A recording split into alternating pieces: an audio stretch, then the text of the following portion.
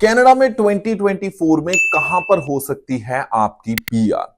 कौन सी प्रोविंस में रहना इस वक्त सबसे सही रहेगा? क्या आप इस वक्त ये सोच रहे हैं कि अपना सिटी छोड़ के, अपनी प्रोविंस छोड़ के किसी और सिटी, किसी और प्रोविंस में मूव हो जाना चाहिए?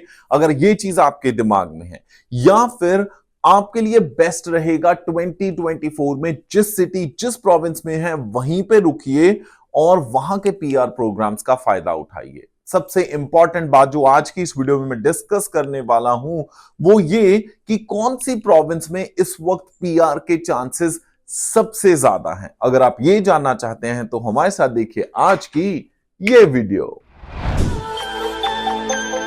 Check, check, Johnny Ernst.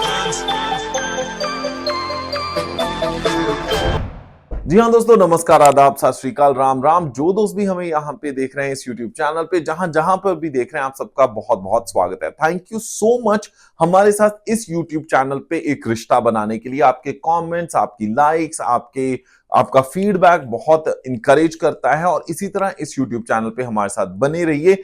आज की वीडियो में जो फैक्ट्स और फिगर्स मैं आपके साथ शेयर करने वाला हूं वो आपको सही डायरेक्शन दे सकते हैं। चाहे आप ऑलरेडी कनाडा में हैं, स्टूडेंट वीजा पे, या फिर वर्क वीजा पे हैं, और या फिर आप इस वक्त इंडिया में बैठे हुए हैं, ये सोच रहे हो कि किस तरह मैं कनाडा में अपनी पूरी फैमिली को मूव करवा सकता हूं, कहां पर सबसे ज्यादा चांसेस हैं, कौन सी प्रोविंस 2024 में पीआर के लिए बेस्ट है। जो लोग इस वीडियो को पहली बार देख रहे हैं उनको मैं अपना इंट्रोडक्शन दे दूं। जी, मेरा नाम है जॉनी हंस और मैं हूं एक पोएट, व्लॉगर और CICC certified, trained and licensed immigration consultant. हमारी टीम इस वक्त सर्व कर रही है मॉन्ट्रियल से north way, Brampton, Hoshiarpur Punjab और हिसार हरियाणा से। तो चलिए बात करते हैं कि अगर आप इस वक्त as an international student Canada में भी हैं तो बहुत सारे लोग मूव करते हैं। क्वेबेक छोड़ के वो जाते हैं नोवा स्कोशिया, अटलांटिक प्रोविंसेस में, या फिर जो ओंटारियो में है वो लोग मूव करते हैं बीसी या फिर एल्बर्टा, दूसरी प्रोविंसेस में। इस वक्त देखा जाए तो कौन सी प्रोविंस आपके लिए बेस्ट है? सबसे पहले हम ओंटारियो के ऊपर ही अगर नजर मारते हैं। ओंटारियो कनाडा की ऐसी प्रोविंस है जहां पे बहुत सारे इमिग्रेंट्स हैं, फॉरेन वर्कर्स बहुत हैं, इंटरनेशनल ग्रेजुएट स्टूडेंट्स बहुत हैं, और उसके साथ साथ जो लोग डिफरेंट रीजंस की वजह से मूव करते हैं कनाडा में, हर तरह की प्रोग्राम से आए हुए इमिग्रेंट्स बहुत हैं ओंटारियो में।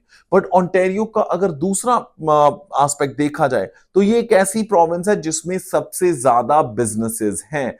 छोटे बड़े लार्ज स्केल बिजनेसेस, हर तरह के बिजनेसेस हैं ओंटारियो में, जिसका मतलब ये है कि काम के पर्सपेक्टिव से सारा ओंटारियो काफी ग्रीन माना जाता है। कहने का मतलब कि काम की अपॉर्चुनिटीज बहुत हैं।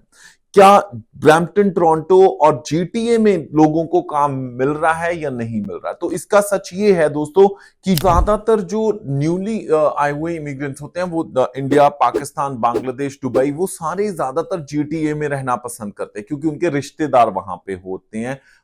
रेस्टोरेंट्स बहुत हैं, इजी हर चीज का जुगाड़ है, तो उनको लगता है कि that is a heaven. But problem ये हो रही है उस वजह से बहुत ज्यादा जो कंजस्टेड पॉपुलेशन है वो इस वक्त जीटीए और उसके अराउंडिंग एरियाज में। इसी रीजन की वजह से कनाडा इमिग्रेशन और ओंटारियो ने अपने जो पीआर प्रोग्राम्स हैं उनको जीटीए से जितना दूर जाओगे आप उतना इजी कर रखा है, और जितना जीटीए में रहोगे उतना मुश्किल कर रखा है। विच मींस ये कि ओंटारियो में पॉसिबिलिटीज बहुत हैं, जीटीए में नहीं है। इस बात को ध्यान से समझिए। कहने का मतलब अगर आप साउथ ऑफ जितना ओंटारियो जाते रहोगे उतना ही आपके लिए अच्छा है, या जितना नॉर्दर्न ओंटारियो जाओगे, जीटीए से नॉर्थ में जाते जाओगे उतना ही बेहतर है। कहने का मतलब ये है। सबसे पहले बात करते हैं ओआईएनपी की। अगर मैं ओआईएनपी के फैक्ट्स और फिगर्स की बात करूं, ओंटारियो का जो पीआर का प्रोग्राम है, ओंटारियो इमिग्रेंट नॉमिनी प्रोग्राम, में उसके फैक्ट्स आपके साथ शेयर करता हूं। तो ओंटारियो प्रोविंस ने 2024 में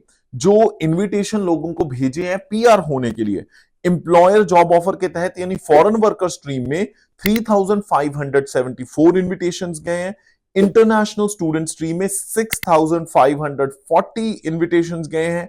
इन डिमांड स्किल स्ट्रीम में 265, मास्टर्स और ग्रेजुएट स्ट्रीम में 4270 people have been invited so that कि वो परमानेंट रेजिडेंट बन सकें। पीएचडी स्ट्रीम में 339 पीपल हैव बीन इनवाइटेड। और सच बात बताऊं, 16 जुलाई को ही इनका लेटेस्ट ड्रॉ आया है। लगातार ओआईएनपी के ड्रॉज आ रहे हैं जो आपके लिए काफी बेनिफिशियल हो सकते हैं। यानी अगर हम लेटेस्ट ट्रेंड्स को भी देखें तो उनकी जो कट ऑफ का नंबर है वो भी नीचे जा रहा है। उसके साथ साथ ओआईएनपी में ही जो ह्यूमन कैपिटल स्ट्रीम है उसमें भी पहले ये हो रहा था कि 1 साल का एक्सपीरियंस के बाद ही फाइल लग सकती थी।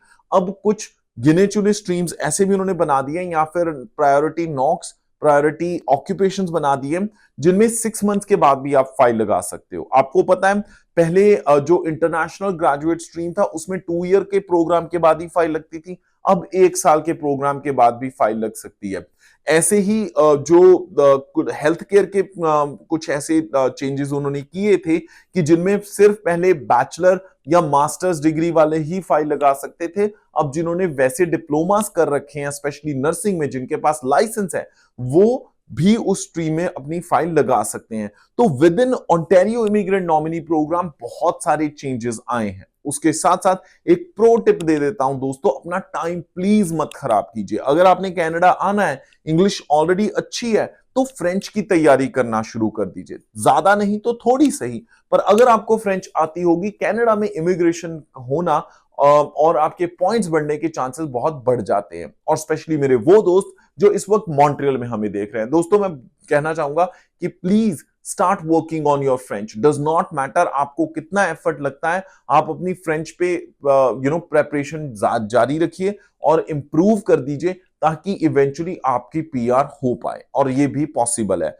तो अगर मॉन्ट्रियल में है, मॉन्ट्रियल छोड़ के कहीं और जाने की जगह आप अगर फ्रेंच कर लेते हो तो आपकी पीआर वहीं के वहीं हो जाएगी। पर एक बात बता दूं जो बहुत सारे लोगों को शायद नहीं पता, तो जो क्यूबेक में भी अगर आपने स्टडी की है, कुछ गवर्नमेंट कॉलेजेस जैसे सिजिप मैरी विक्टोरियन, सिजिप द गैस्पी, अगर इन कॉलेजेस में आपने स्टडी की है तो ओंटारियो इमिग्रेंट नॉमिनी प्रोग्राम का जो इंटरनेशनल ग्रेजुएट स्ट्रीम है उसमें आप क्वालिफाई करते हो। आपकी पॉसिबिलिटी है, अगर आपके पास जॉब ऑफर है स्पेशली नॉर्दर्न ओंटारियो में या फिर विद इन ओंटारियो जीटीए से बाहर हाई लेवल की जॉब है, अच्छी पे है, और ऐसा जॉब ऑफर अगर आपके पास है तो आप राइट अवे या फिर 6 मंथ्स के बाद ओंटारियो इमिग्रेंट नॉमिनी प्रोग्राम में फाइल लगाने के लिए एलिजिबल हो सकते हो। तो ऐसी बहुत सारे एस्पेक्ट्स होते हैं, ऐसे बहुत सारे सिनेरियोज होते हैं जिनमें आप पीआर के लिए एलिजिबल हो सकते हो। ऐसे हैक्स के लिए हमें फॉलो कीजिए, हमारे इंस्टाग्राम हैंडल जॉनी हंस कैनेडा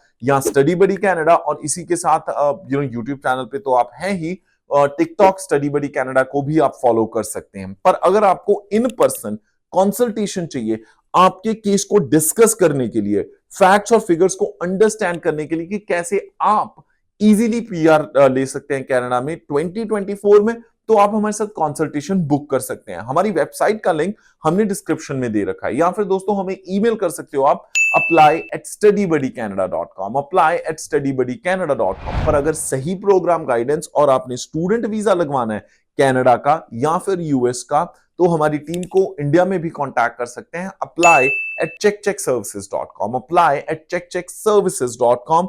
वीडियो के डिस्क्रिप्शन में एक फॉर्म का लिंक दिया हुआ है, आप वो भी भर सकते हैं और हमारी टीम आपको कांटेक्ट कर लेगी। चलिए इसी के साथ मैं जॉनी हंस फिलहाल लेना इजाजत। हंसदे मुस्कुराते रहो जी, रब राखा। Check, check, Johnny Hans.